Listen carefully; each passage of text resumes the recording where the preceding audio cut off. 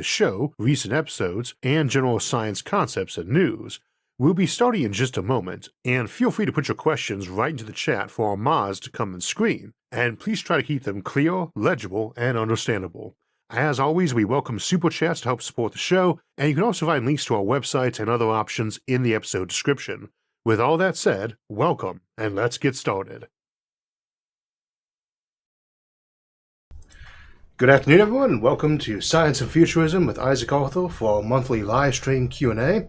As usual, we'll be taking questions directly from the audience, and our friend Mayasco and my wife Sarah will be relaying those to us today. Hello, Sarah. Hi, how are you today?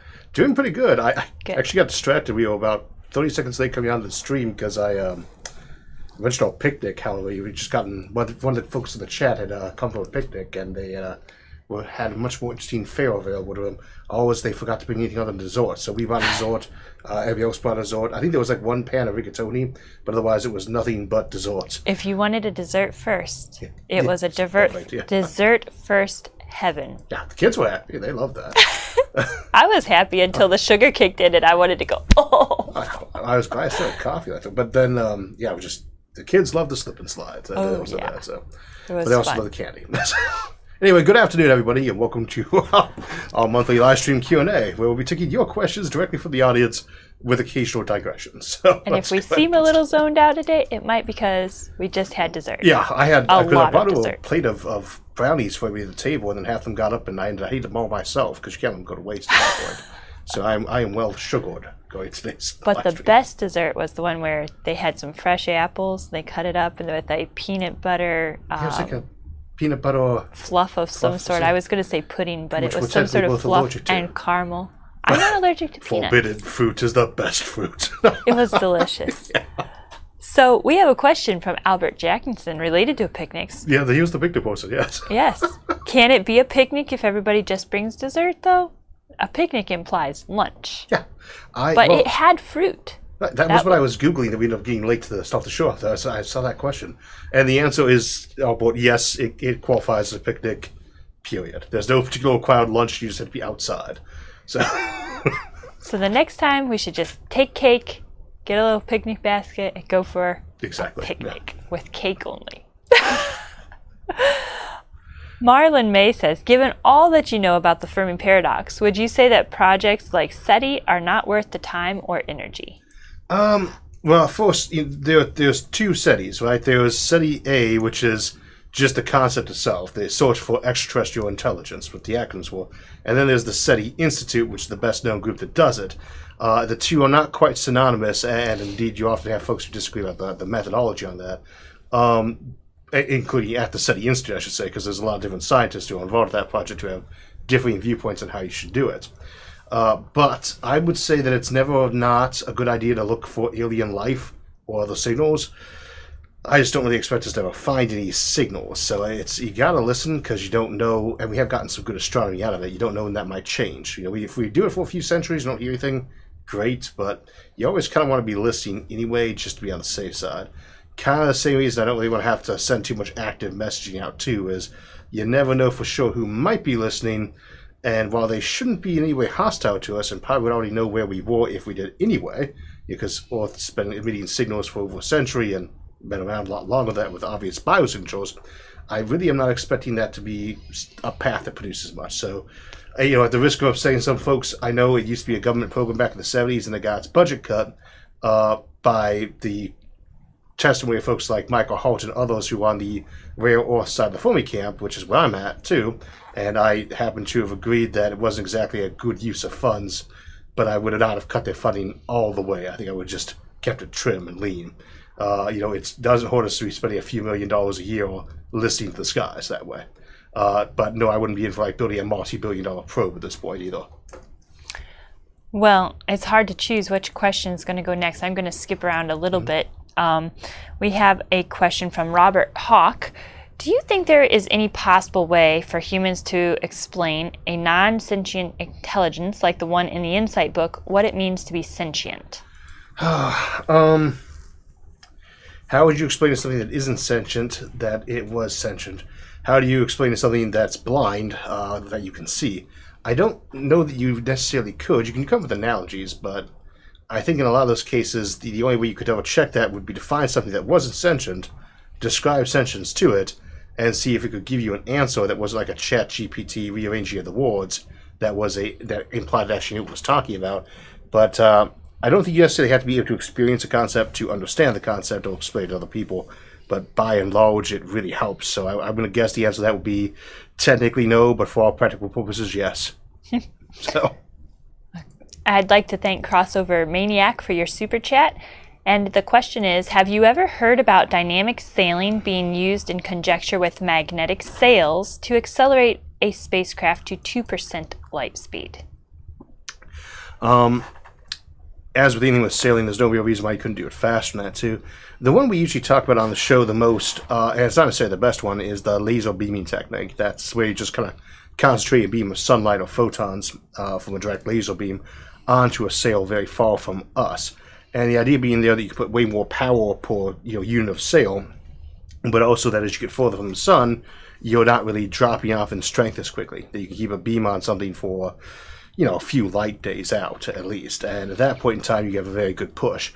Photons are not really your best source of gaining inertia when you're at low speed, though, and so we tend to look like ionized particles or magnetic, solar wind. You can at least get up to solar wind speed off of that. So, and that can be very fast, be hundreds of kilometers a second. So yes, right, you could potentially be getting up to 2% of light speed with some of the tricks that combine these things. I've heard so many different versions of how you do that. One would be you capture them to get their speed, and you grab those ions and run them through a fusion plant, like a backward boost-sort ramjet. Instead of it coming in as you go out in space and grab them, you're grabbing them as they come and hit you from behind. So you've got about the same speed anyway. There's a lot of different techniques for doing it, but at the end of the day, you should be able to get up to at least 1% of light speed or better using some of those sailing techniques. And I think you could probably do a lot better if you don't mind dumping energy into it. So. I think Astrovoid brings up an important question related to this, and that is, how would spacefaring citizens standardize time, even with that light lag and relativity? That's one of those trickier ones, because on the one hand you say, well, let's just keep using Earth time. And I think, if you're somebody who has to do a lot of phone conferences or video conferences, even today, even with all the little pieces of technology to say, oh, great, I can match your calendars for you, I still have meetings that get missed because one of us said, I thought you were on Eastern time. I thought that was 4 hours ahead of us, and it turns out it's not. Or daylight saving. Oh, I forgot about that. My country doesn't do those. And, why do you guys still do that? Here in Ohio right now, whatever time is noon, the actual top of the sun is like 1:30. So 1:30 in the afternoon is when noon physically occurs here right now. And there's a part of me that says we should just go ahead as a civilization right now and give up on having individual time zones like that, in favor of just having times of day, morning, noon, evening, that are localized, and then using one 24-hour clock that everyone just agrees on. The UTC, I think, is what the usual code is, the Universal Time Code. And the flip side of that, and you could use that for habitats too. Say, well, this is our summer, this is our spring, it happens on these dates, but it's not glued to the official Earth calendar, 24-hour days and 365.25 some days, right, per year. And you might see that drift into just, well, we still keep the old Earth calendar, but we dropped that quarter of a day. No more leap years for us, or something like that. The flip side of that, though, is that you don't necessarily need to have that, because a computer can translate all that stuff so easily. And it would make a lot of sense if translation technology got to the point that when you're talking to people who are light centuries away from you, it just pretty much automatically changed all the time codes to the binary equivalent while it was busy changing all the language so you could understand each other, since the odds of you understanding somebody who was on a planet 100 light years away from us and had been there for a couple centuries, and vice versa, if you've been letting your languages drift, would be like trying to listen to Old English, which is, and I don't mean like Shakespeare Old English, like old English, which doesn't even sound like, well, yeah, it does not sound the least bit like modern English. So, And I think that's probably the key there, is it'd be so easy to do translation of time codes, translations of languages, etc., that might just be glued in automatically. And you might even have to the point where you're talking to somebody live, as live as you really could get in some cases, and it's just busy changing their face and lips around so that it looks like what they're saying is syncing up with the words they've been retranslating for them. So they say something that it deep fakes their appearance, that their lips stay synced to whatever they've changed that to make it easier for you to understand. Those are the kind of technologies that probably are only like 10 or 20 years out in terms of our ability to do them.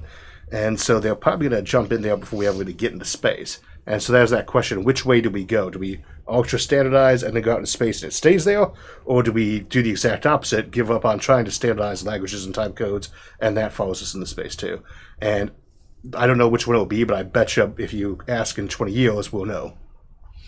Well, some people are asking sooner than that, and Marlon May wants to know if we have considered attending the World Science Fiction Convention a year from now in Glasgow, Scotland. I did not know that was happening. Well, if I did, you're saying these things in questions, you always want to make sure you put the date and time in. That way you can have it plugged for free. So you sort of say the World Glasgow Sci-Fi Fair on date X. That way it gets a free ad. Probably not. You'd have to convince my wife that we want to go flying overseas right now. Well, no, that's not true. You have to invite the wife, which they did Yeah. actually include that. My wife is the travel coordinator for our household, and so we are definitely overdue for a trip. But that would be the one. It's harder to convince me actually to get on a plane. But curiously enough, thinking of Scottish sci-fi writers, I finally got to meet Alastair Reynolds not that long back on a little Zoom conference, was making me think of that. He's been my favorite sci-fi writer for a long time. And I got sad news about an update on a book he did. He was going to do a sequel to, after all. He was exactly as interesting in person, virtually, so to speak, as you would think. And I was right about my guess that he is actually a techno-optimist. He writes very dystopian sci-fi, but he himself is very upbeat about the future of technology. So, nice guy, and if you've never read Alastair Reynolds, I will say he is the best Scottish science fiction writer, period. There you go. Since he's not on my top 5 list of sci-fi writers who ever lived, that's probably true. Well, Nulana wants to know if there are any options inside known physics for sci-fi style holograms and volumetric displays. Yes, I would say, Yes, I would say the biggest thing on that is that you have to decide, are you talking like a Robert Picardo style, like Voyager solid hologram, which would be a little bit harder, and or if we're just talking about something that kind of walks around inside your vision. And I would say the big one for just a visual would be that, assume inside the next century, someone's going to successfully put together either a contact lens that comfortably fits on your eyeball, or they're going to find a tiny little chip that can just put right into your visual cortex that lets them send an input to that, and they can do augmented reality that way. And that way, you don't actually have to mess around with the holograms at all. You see them. And that would be the same for a phone call, something like that. It just gets pumped right into it, on your contact lens or otherwise. Now, on the flip side, you could also have a sequence of projectors throughout a room that, so as they are small and able to follow the person who they're wanting to look at, could constantly send an image to them that felt like they were looking at a hologram in that room. So it's only when you start having multiple people in the room that gets complicated from different points of view. And I think this is something we saw in The Naked Sun, the second robot novel by Isaac Asimov, speaking of Asimov, where they usually do their phone calls. They don't like to be in the same physical room as each other, but they do phone calls to each other all the time, including when they're walking, where someone carries a hologram projector with them, one of the robots. And so that just, it seamlessly would plug the hologram of you into the environment the other person was in, and vice versa, so that you felt like they were just in the room talking to you, but they just a little bit fuzzy on purpose, so that you knew they weren't physically in the room with you. And I think that could very easily be how that goes, and there would be that question of, do you prefer a hologram that's so realistic you can't tell it's there, or one where it's really obvious that they're not quite actually in the room, and that's probably going to be one of those, your mileage may vary, choose to upgrade the reality, both a little slide or toggle on the thing. So, yes, there's going to be a lot of stuff with augmented reality, with holograms, in the classic sci-fi sense. Wait and see. There's things that could make it more possible, more easy, but the practicality of it versus augmented reality, I'm not so sure about. Well, Miami's Last Capitalist gave us a super chat, and he has a comment which I think is really fun. He says, I'm really looking forward to have spacesuit will travel. I'm happy there's a place in the future for the lone adventurer in his fancy suit and his faithful personal spaceship. Yeah, if full disclosure, he actually wrote me an email today saying he picked up the old Have Gun Will Travel DVD, so that's partially based off of. Hi, Morph, everyone from the Reddit community. That is a great book. If you haven't actually read it, go ahead and do so. It is inspired by the episode, but it is not actually specifically about that sci-fi novel. Have Spacesuit Will Travel is one of the funnest sci-fi books I would say that I've had occasion to read by Heinlein, of all people. And he certainly gives us a lot of good ones to write. So it was the last one he wrote for Starship Troopers, too. So it was definitely getting to build more thoughtful content sometimes. And that was what I was listening to while we were down at the conference in, not Easton, a couple months back. But I hope everyone enjoys that. I'm looking forward to that episode too. So. Shout out to Albert Jackson. Thanks for tuning in again. He said last time he was tuning in from the country of Georgia during the last live stream. And today he is back in his home and has two questions. One, in Starry Messenger, Neil deGrasse Tyson talks about the overview effect. How would the majority of people experience this when space exploration expands, change society? Was that the full question, or was there a second one? That's question one. Okay. So welcome back from Georgia. It's actually funny. It wasn't we ask the kids sometimes, to name me some countries, name me some states, name me some, counties, etc. And Gio had said Georgia. We would ask for a country. And of course, it's an interchangeable one. But yes, because he's got a state too. It's like, you are technically correct. He does a lot of those. So yeah, well, we were just glossing over that. Whoops. But let's see. The overview effect is the idea that when you get up in space, when you're looking at it from way up there, right, that you, and this is a kind of a noted psychological effect that we've kind of documented as opposed to just something purely poetic. That when you're looking at the whole planet that way from so far away, you start kind of getting a broader mindset about humanity. You're more of an existential thought. And you get this effect where you're like up on top of a mountain or things like that too. I think because you see so much of it, it kind of makes you think to a wider view. I do not think that would last very long if people were up there. It's like this big, majestic personal event. I have just climbed up this mountain and looked over around the world. Yes, that's going to make you think differently for a bit. Same as going on a trip and looking at a giant waterfall and being impressed by that would too. And while it is a little bit different to look at the whole planet like that at once, I do not think that's going to cause an across-the-board deep psychological change to everybody. The second question was, have you ever traveled outside of the country before? And we can both answer emphatically yes. Yeah. So the first time I traveled outside the country was to go from boot camp to Germany, and then from there, I went and saw almost all of Europe, as well as the Middle East. So I've been to many countries in the Middle East. I wasn't there on travel at the time. I've been to a lot of places in Europe. It was a lot of fun. I've been to some other places too. I used to ride the railroad around in Europe when I was stationed in north of Frankfurt in a place called Gießen. I would just get on the railroads on weekends or 4-day passes and just kind of see how far I could go riding to some place and then find my way back. As opposed to just trying to visit all the tourist trap cities. They just say everywhere, you go find something that's like more like a real, authentic place that not everything is the big metropolis of the airport or the train station. And so I think I did manage to hit virtually every country in Europe, though some of them would have been like passing through and grabbing a cup of coffee. So a lot of traveling, a lot of fun. And I've been to many countries, most of the countries in North America, but I look forward to convincing Isaac to get back on the plane and take me to some other continents. Yeah, I suppose I should qualify that when I said that the first time I left the country was not actually go to Canada. To Germany, was to go to Canada, which I've been to many, many times. Niagara Falls is about a 2-hour trip to the east of where we're at here, and I would absolutely recommend that, and I always say to go to the Canadian side if you can.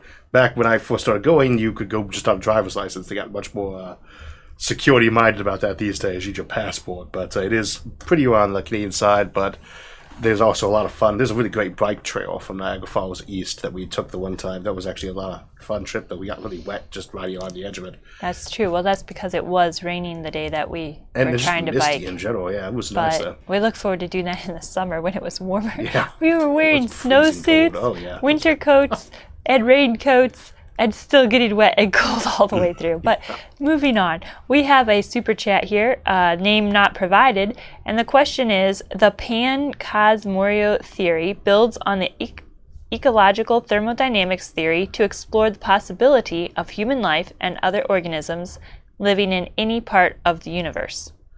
I actually don't know what the question is. Did you interpret what the question was? I'm trying to see that. I see it here.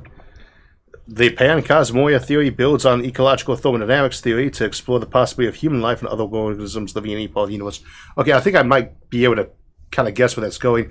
The thermodynamics one, you guys remember from a headline a few years back, was that somebody had done a paper, a physicist done a paper showing that we might expect abiogenesis to occur by just having the most efficient way to use energy be kind of like into becoming a life form, so that you might have developed life inevitably just because it becomes the most thermodynamically optimized format it can take.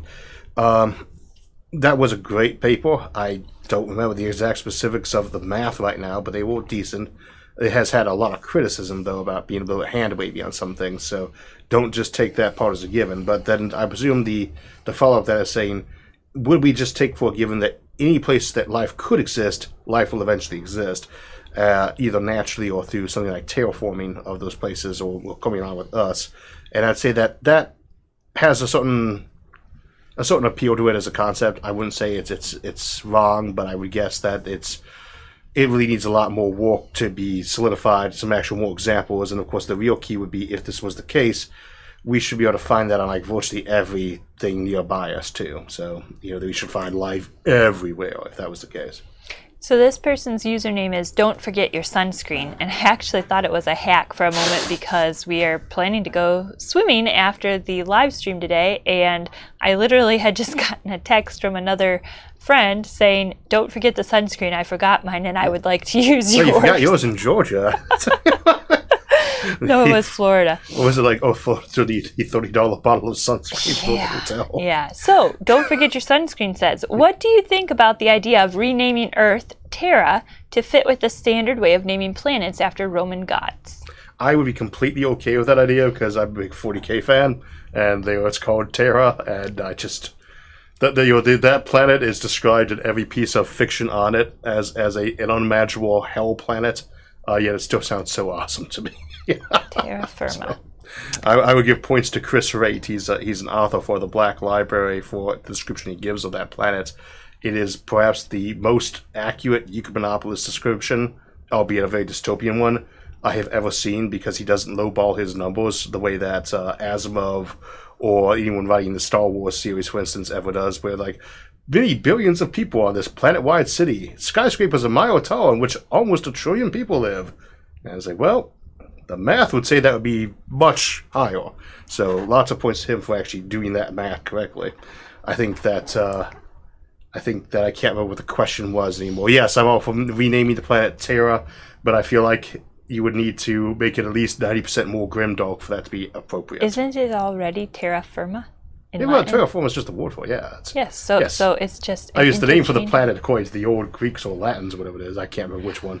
Enrico Ferme said, thank you for your super chat. He says, thank you for continuing to make some of the best content on the net to keep us all dreaming of the possibilities of the universe. Your videos and streams inspire others to dream and explore. Cheers. Thank you very much, Enrico. And cool username. Isaac Weaver says, if hypothetical black dwarf supernova do eventually happen, could their remnants result in a small burst of star formations far later than the death of the last traditional stars? Probably not, because a black dwarf would be... So, stepping back a little bit, we have two major ways we get supernovae. One is the big star go boom, one that we all know about. The other is the white dwarf go boom, and that's because it hits the certain limit and goes kablam. And virtually all of its mass, if not all of it, is jettisoned away, leaving no remnant behind. There's some thought they might get zombie stars in some cases, but the idea, that's why he used the standard candles of the galaxies. They hit a certain exact mass and blow up with a certain amount of exact energy, and that tells you pretty close. You can use it to be like, that's exactly how far away that was. So that's what happens when a white dwarf goes boom. Now, for something to have gotten to the black dwarf stage, it's cooled down an awful lot. And because temperature is actually a factor in when they go boom, you could cause a black dwarf even when it's been dead for a long time. This is a white dwarf that didn't have that much mass, kept cooling down to go boom. You're killing me. My wife's dying over there. So, apparently what I'm saying is very funny. So... No, No. Here's the problem. Hold the thought. The problem is we've been working with the children on learning to read, and they're working on expression. And you keep on saying "go boom" as though it's just a casual thing, and I keep on wanting to jump in and say "go boom." It went boom, and you keep on going, "Go boom." Go boom. It goes boom. It went go boom. So Use expression. So a blue dwarf that's been cooling down into a slowly turning into a white dwarf, and then red dwarf goes, blue dwarf goes, white dwarf, slowly calming down towards a black dwarf. If you throw mass on that, even when it's completely cooled down, if you throw the right amount of mass on it, it's going to go boom. And the problem is, though, that in this kind of setting, you say, what was making cause to do star formation at this point? And the only reason I say maybe kind of yes is because whatever finally put all that mass on it to make it go boom had to have been something nearby, so that kind of implies there actually is something lying around that could do that still. I don't think the space being pretty swept out, but yes, that is a possibility. The opposite case applies with black holes, because as they start to die, they get brighter and brighter and brighter, so you can absolutely live around one of those. So lots of options on these things. Most of which result in them going boom.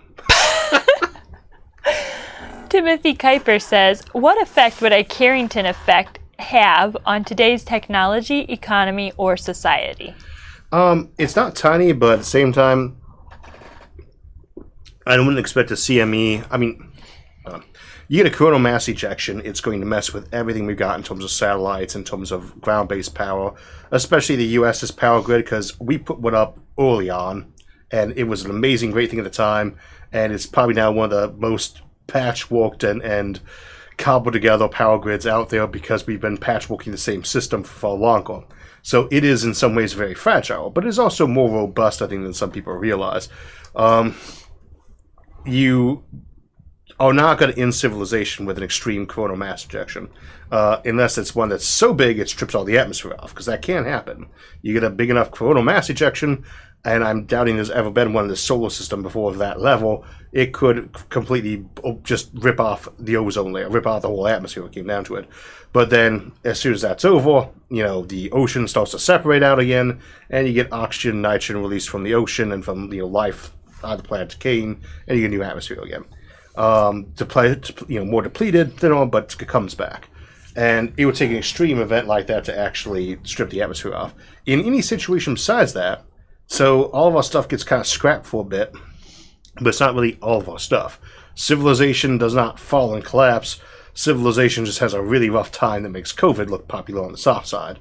But it is one of those things where you're going from either a week or two of disruption, or maybe a year or two of rebuilding. That's kind of your extremes on that one, other than, again, the atmosphere being ripped off, which is a longer delay.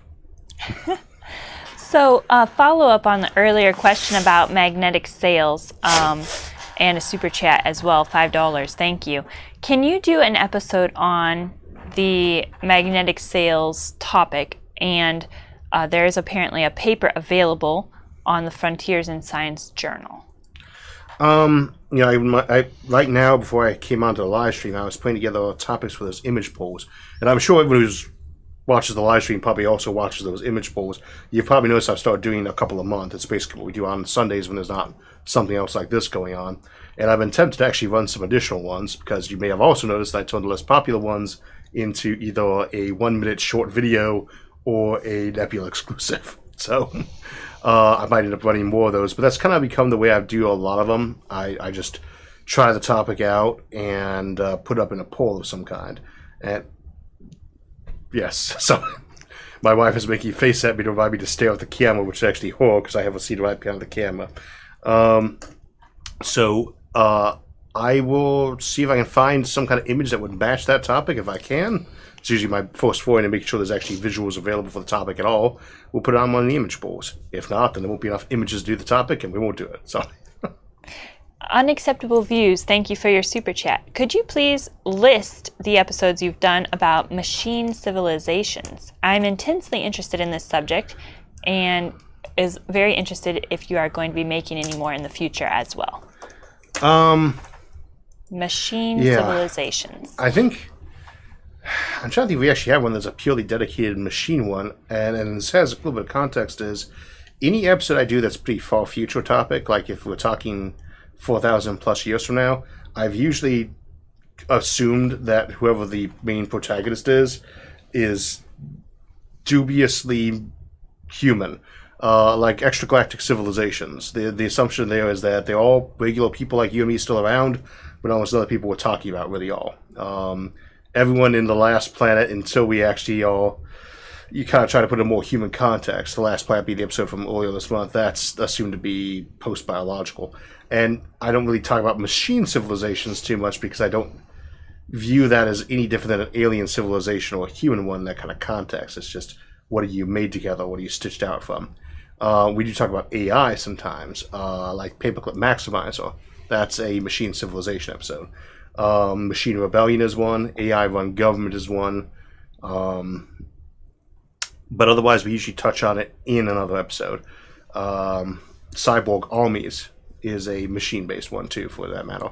Yep. So I would say let's go for one more question. I would say those would be the main ones. Another one we got coming up that's going to be on Imageport at least is aliens versus AI, and that would be a machine civilization discussion too. So with that, it's time. Yeah, there's probably more. You have to look at the chronology. Go ahead. Well, we're going to start a whole new topic when we come back from the break, and so we'd like you to grab your drink and your snack and drop your questions in the chat so that we can work them into the second half. And we'll see you in a few minutes. While we're on a break grabbing a drink and a snack, it's a great time to get more questions into our moderators, and a great time to answer another question from last month from Thought Criminal. What is your opinion of Robert Nozick's experience machine thought experiment? How far away do you think the technology to replicate any experience is, and what are its implications? The experience machine is a thought experiment of a machine able to replicate any possible experience so that it can stimulate a pleasurable response, for instance, and then asks us if people would prefer that over the real deal. I tend to suspect we are a good ways off from something interchangeable with our real experience, but getting closer every day, and that it is doable and maybe inside this next century. For my part, I tend to take the attitude that if you can't tell virtual reality from reality, then the difference might not matter anymore, same as if you're living in a simulated universe and asking if real is the same as natural as opposed to fabricated. More generally, this is a form of neurohacking, and the concern here is that this might represent the ultimate drug, where you can just push a button and experience any degree of happiness that you want. For the purpose of the thought experiment, we need not consider if this will permanently damage the pleasure centers of your brain or similar, and this has been contemplated in sci-fi from many angles, at least back to the drug Soma from A Brave New World. We can't really answer questions like that yet, as we need to know more about how the brain works, but it's hard for me to say that hitting a happy button is wrong in and of itself, especially as it hits the question of what the purpose of life is, and if happiness is a legitimate primary purpose for existing, which has a lot of the same problems personal survival as a primary goal raises. For my part, unsurprisingly, I think the answer is no to either, that those are important goals but not worthy of being the paramount, let alone sole goal of life. But let me suggest a possible Fermi paradox solution of this, and not the kind that ends in your homeworld becoming Slanesh's new capital. Let's imagine sometime in the next couple centuries someone invents this sort of neurohacking, decent AI, a fusion reactor, VR, brain uploading, and 3D printers or nanobots able to repair aging and wear and tear on machinery and people, none of which is very implausible, or even all of it, and in this next century. This is the technology that easily allows interstellar colonization, but it is also the tech that allows you to instead stick yourself in a small personal spaceship and fly out to a small rocky iceberg in space and suck out all of its fusion fuel and raw materials and head out into intergalactic space on a slow journey.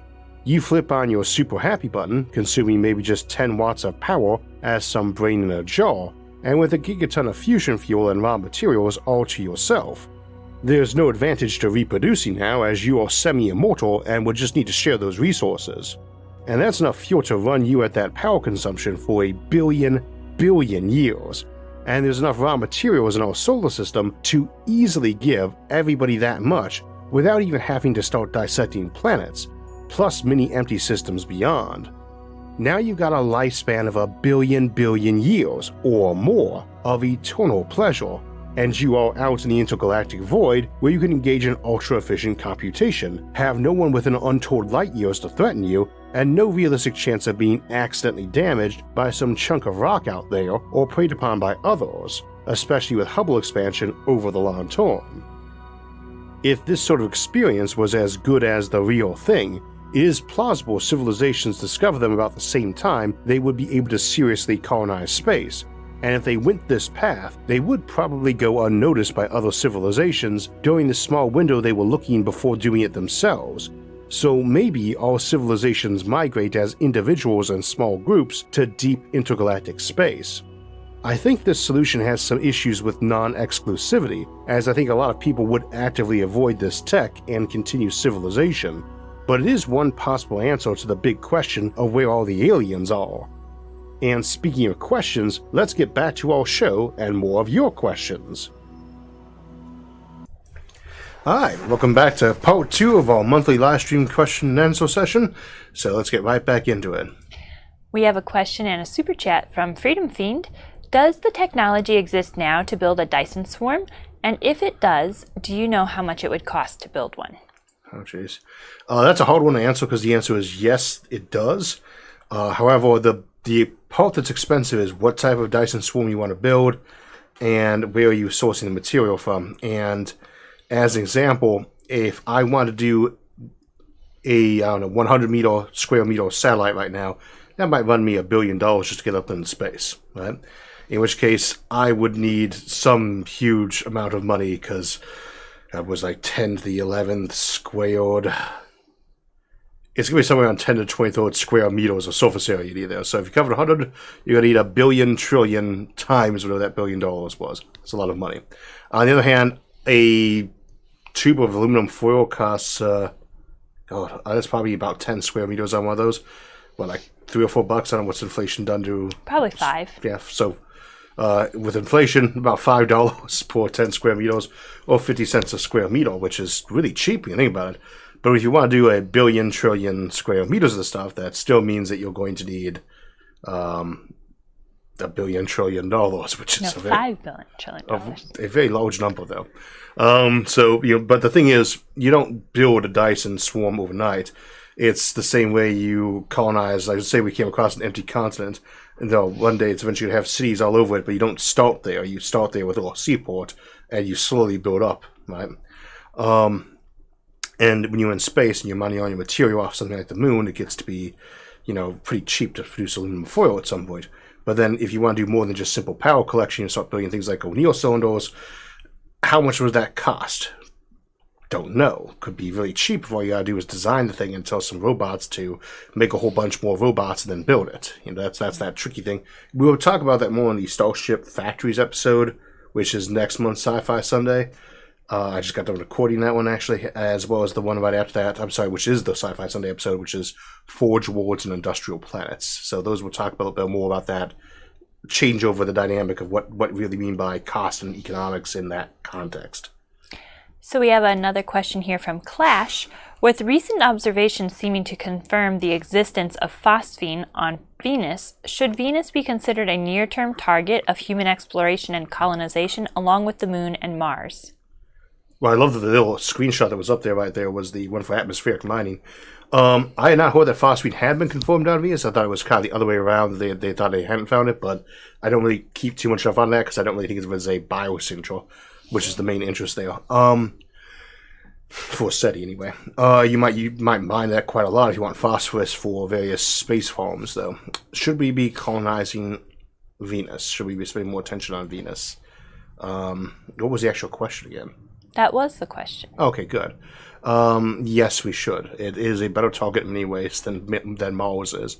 But is it a high priority to get out there and colonize it? See our Winter on Venus episode. There are things you could do that make it much more habitable and faster. It's the easiest planet to terraform. Sonabella says, could the future of toys be an episode topic?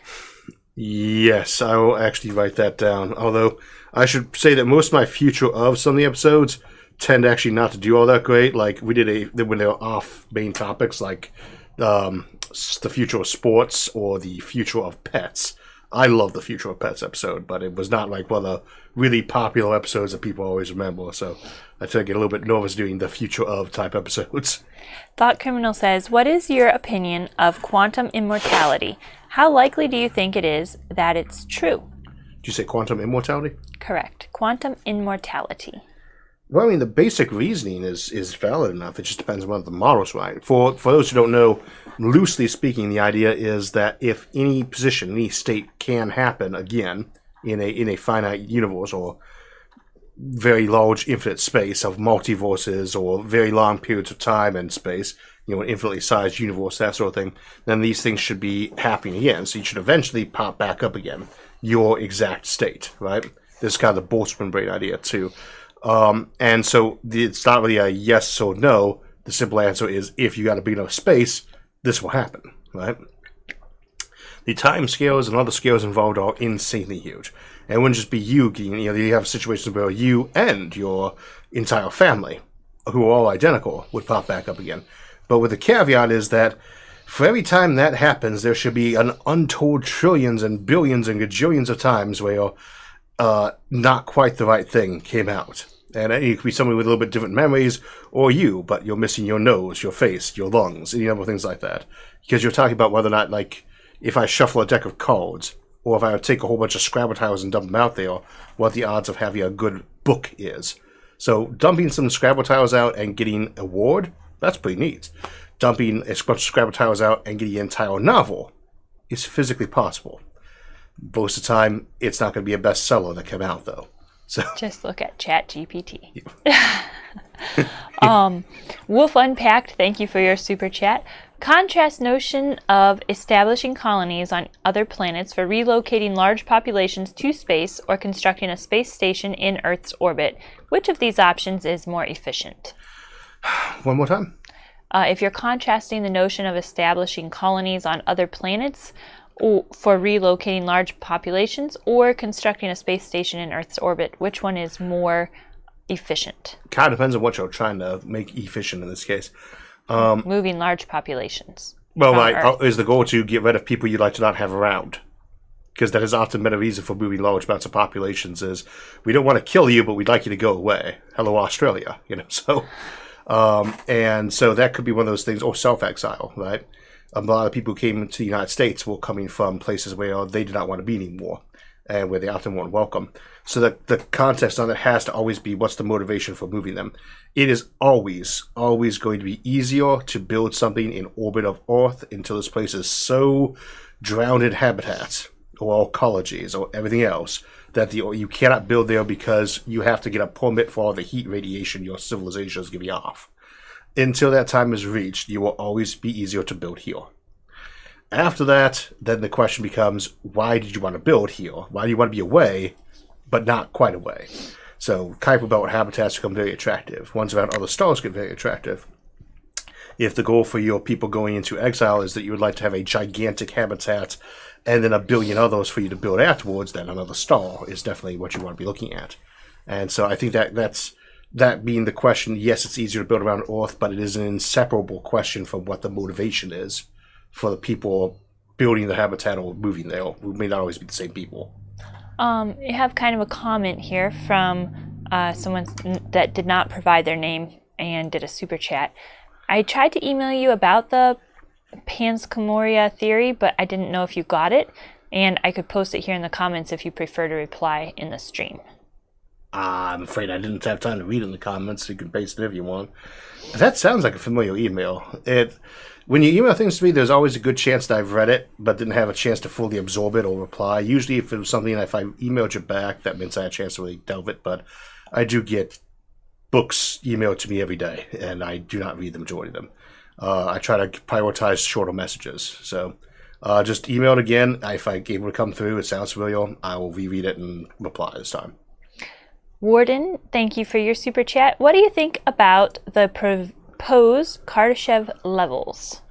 Yeah, I think I didn't have a chance to watch it yet, but I'm pretty sure John Michael Gauthier just did an episode on whether or not we should get rid of them.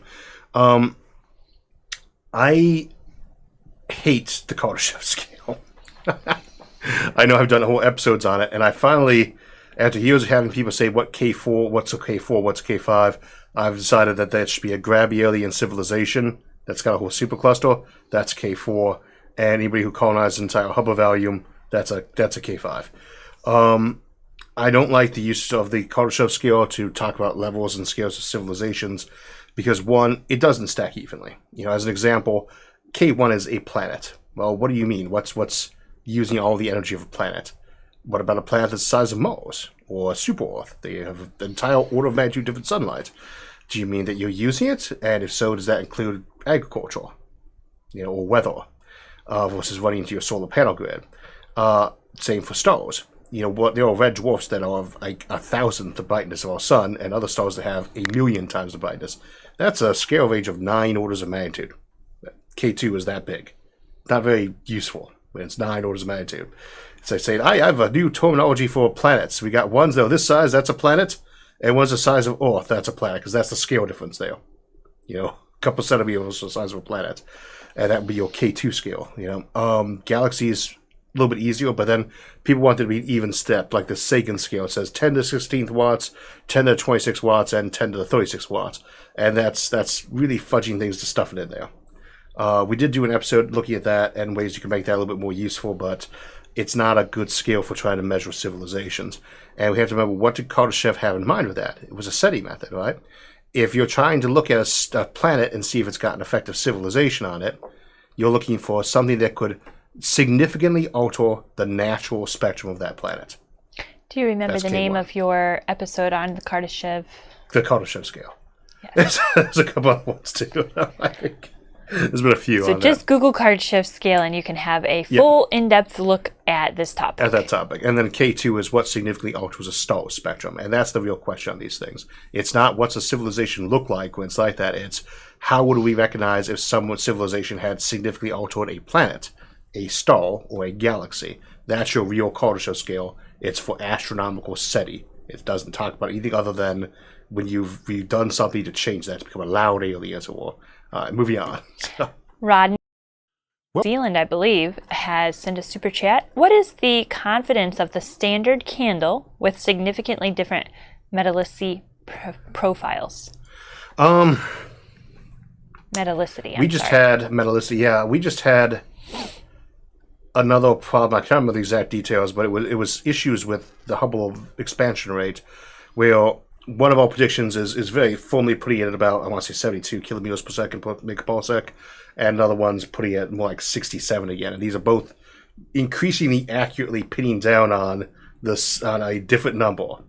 They are becoming more and more certain that this number or this number is more accurate. Before it was kind of a wider spread, and now we're nailing down two different things. That tends to imply one of our fundamental measurements there is off in some fashion we haven't picked up on yet. How confident we are about anything involving standard candles, though, is hard. Remember, earlier I was talking about white dwarfs going supernova. And why we had those as a standard candle is you could see a supernova a billion galaxies away, as it were. You can see ones that were 10 billion light years away. That's great. You can see them. And if you believe they all have the same time when they go off, 1.44 solar masses, kaboom, and that all of it is blown up at once, then that's a very narrow range of energies. But that could be thrown off by things. What material is inside it? What was the actual composition based on its age? Did it get a whole bunch at once or not? And then the question of, do they actually blow all the way up? Or do they leave a zombie star behind? We don't know, right? If there's a margin of error on something like that, where we thought it was much tighter, but it turned out it wasn't, that can throw your numbers off a lot. And there's so little we truly know in terms of like really accurate modeling of the dynamics inside of stars based on their mass, their churn rate, what the composition of that star was when it joined, would it have absorbed anything from a binary partner. There's so many things there that could throw them off that you just cannot say yet that those models are super accurate. They're good, though. They're all good. But at the same time, the confidence level, pretty confident. We'll go with that one. That's exactly what that sounds like, too. Pretty confident. So we have another super chat here from Vincent Cleaver. Thank you. JavaScript measures time from 1970 in milliseconds. I expect that we would probably just use kiloseconds, megaseconds, and gigaseconds. Atomic bear hugs. Well, and I've played with that one too, and it's why I say when you got to there's an episode we haven't done yet, but one day we'll do, probably as an April Fool's joke, called "Why the Metric System Sucks." And one of the points that would be in that episode is that a lot of things that people point to the metric system for and say they like aren't the metric system; they're base 10, which is decimal, whereas the English SAE system often uses base 12, and this is not our natural counting system any more than this is. Where you count knuckles, you count 12. You do it that way. That's why there's so many 5s and 60s systems. But one of the things the metric system isn't really that ideal for is that it doesn't really do temperature as comfortably as a lot of us would like to have it, and it doesn't really scale so well on things like time. Because if you want to do base 10 for everything, right, you can do that for distance, but then we still use light years. We don't really use, what would be yard meters. People use light year, and they should, or an AU, and you should. You should use a system of measurement that's relevant to the system you're in. I don't want to talk to people about what teronanojoules might be in the energy value of an electron. It doesn't work well for that. And it doesn't work well for time. You can do it. That's perfectly fine. You can do a gigasecond. You can do a giga year, for instance, too. But what is a kilosecond? About 20 minutes, right? Or 18 minutes. What is a megasecond? It's like 10 days. It's closer to a week, right? Over a week, though. It's not a very useful number. It's not like it is 10 days either. It's just in that zone. What's a gigasecond? About 30 years. So you could talk about in terms of generations. A generation's like a gigasecond. You can use these scales, but do you really want to afford things in that kind of context? Because it's not really intuitive. And so I would say that using metric time in that kind of context, from the kilosecond or something downward, that's not really going to produce a system that people really want to use. Now, does it match a computer? No. So if you got a computer, just keep track of it. But then why not just use a binary measurement time instead of a decimal-based one, right? So again, some things don't scale well by trying to just put prefixes on them. And I think that it's easier for sometimes just to have a different year that people know that's more native to whatever discussion is, like a light year or an astronomical unit, that is to pack on another prefix, because it's not like when I tell people, good God, a petameter or a petajoule, that they just know what kind of scale I'm talking about off the top of my head. These are not terms that really go very well. All right, I'd like to give a shout out here to Nut5 for their 100 crown super chat. Thank you for supporting the live stream and the program. And we have another question here from Michael Beacon with a super chat. What do you think of moving an O'Neill cylinder at faster than light speeds? Do you think coming out of faster than light would have a dark helmet from Spaceballs effect? So I haven't seen Spaceballs since the second millennium, so I'm trying to remember the character a little bit better there. He's the Darth Vader ripoff. But I'm trying to remember that actor's name, Rick something that played him. Great movie. Haven't seen it in years though, so I'm not positive on remembering that effect is. Other than they stole a plant's atmosphere with a vacuum cleaner, which was good. So, okay. I do not tend to. I mean, if you're familiar with the show, there's not really going to be a scenario where I think the word O'Neill cylinder or travel at faster than light speed is a realistic statement. So. Look up O'Neill cylinders and faster than light travel for more information. I'd be curious, since we're about ChatGPT, what ChatGPT would have to say on that battle. So let's try to see all those things that might drive it a little bit off the edge. So. Simone Zada, would a project to build a Livestream loop connecting South America and Africa to bootstrap the building of an orbital ring to hang static stations from be doable before the turn of the century? I mean, technically speaking, it's good to do right now. It's just, the idea there would be, you don't have to put a Livestream loop at the equator, but like every other launch system vehicle, it works a little bit easier that way. I think you'd have a lot easier time trying to do a tethered ring inside either the Atlantic Ocean or the Pacific Ocean, because then it's actually going to run by all these really valuable ports, whereas there's not that much built up on the equator, especially in terms of countries that have the kind of finance and economic clout to build something like that. When you get around to it, though, all you need is 2 good-sized nuclear reactors, one on each side, and ideally a very nice room temperature superconductor would help a lot too. But sadly, that doesn't look like that one's on the horizon immediately at the moment either, which I'm still disappointed about, but was not surprised by. But although I would say the biggest upside, personally, from the LK-99 incident was that our old episode, The Impact of Superconductors, got a whole bunch of new views on it. So that was a positive anyway. But yeah, you could build a Livestream loop that way. I am a big believer that a lot of these space launch techniques, like an orbital ring, like a tethered ring, or a Livestream loop that's between two places like that, is that it has terrestrial uses. That you can't just use to get into space, you can use to get around this planet faster and cheaper. So you can take a train up to space and take it back down to some other place and arrive anywhere on the planet in a couple hours. That's cool. You know? And cheaper than running on an airplane. You just got to put the infrastructure in force, which of course we always had weigh the actual cost of that because we don't know what it'd be, but probably high. Jonathan Rabinick says, who is your favorite scientist? And greetings from Poland. I guess the question would have to be whether or not they're human, and also greetings to Poland, because I've been to Poland a few times. Thank you. I think I mentioned earlier I was stationed over there in Germany for a while, so it was one of those places I enjoyed going to. There's a crystal market in Prague, I think that's just beautiful.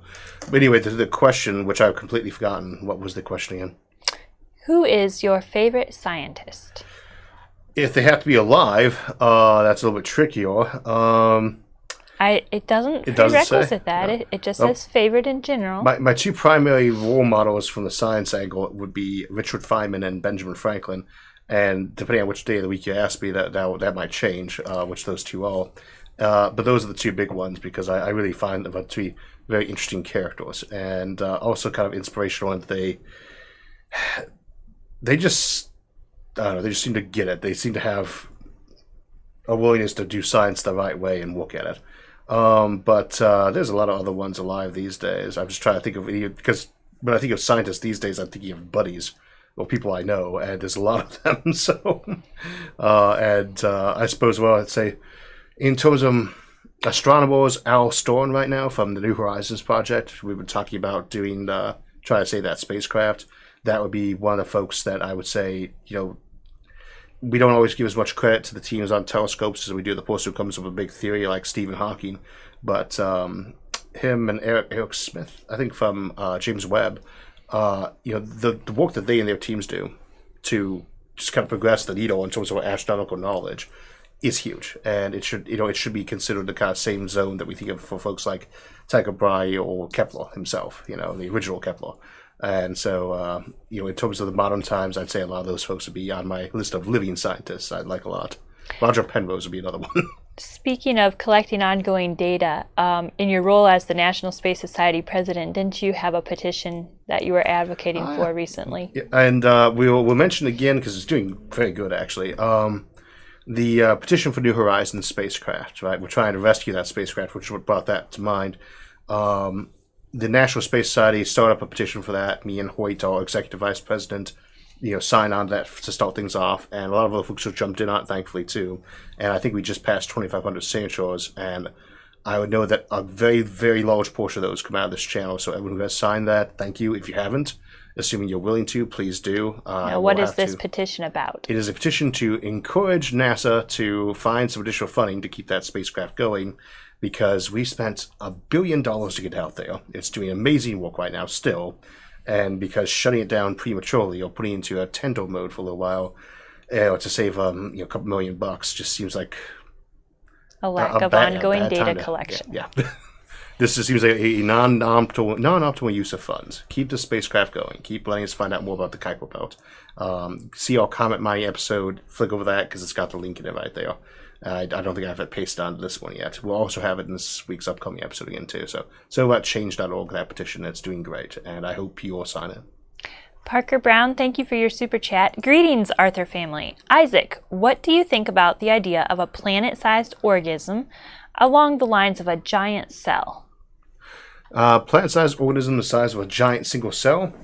I think that would be a hard one to, like, something multicellular, like a gigantic algae planet, would be a little bit easier to see.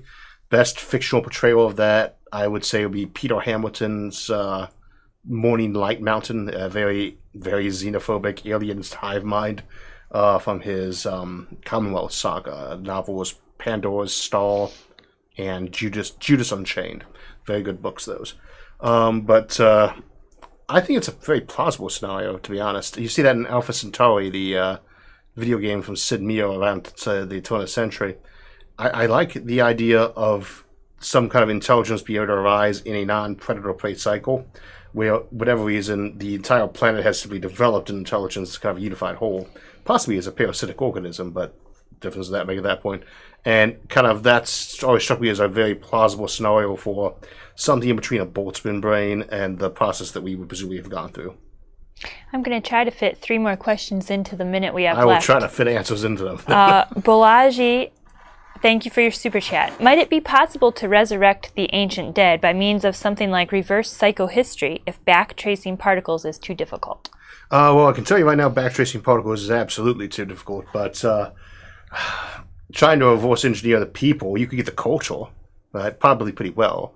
I think we could figure out enough to be able to replicate a fake, medieval village 1050 AD or something like that, even if we didn't know the names of anyone who lived there. I think we could do a very realistic one on that, but it would be a fake one. It's not going to be the person who actually lived there. That's not going to let us happen. That's going to be the individual memories. And as much as I love psychohistory as a concept, I don't think it's any more accurate trying to run it backwards than it is trying to run it forwards, and it just isn't. It is a fictional concept. We have an episode on psychohistory that explores that more. Vince, the Storm Chaser, says, what are the applications of quantum teleportation other than just faster transportation? It doesn't really even allow faster transportation. Oh, man. Where's the optimist today? It's still running at the speed of light. For quantum teleportation, there's a lot of potential tiny little industrial uses. Play around things very accurate at that scale. But it really has weapons. It's makes for a great weapon. You could teleport a bomb into a shielded bunker. Yeah, there you go. So the last super chat for today is from Andrew Soto. Hello, Isaac. Does something being possible under known physics imply that it is technologically feasible, as in cases where physics permits something, but there is a principled technological limitation? Mm-hmm. When I use the term possible under known physics, well, I'm usually saying impossible under known physics. All I'm implying there is that if you really, really want to, you can make it work.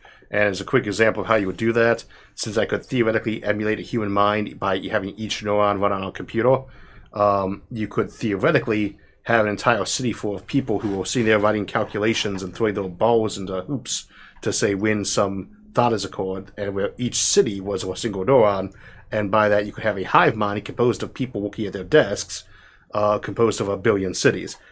I don't know how practical that would be. Probably not very practical, but it's scientifically possible. And I think that a lot of times we hear me use that statement, that is kind of where I'm going with some of those.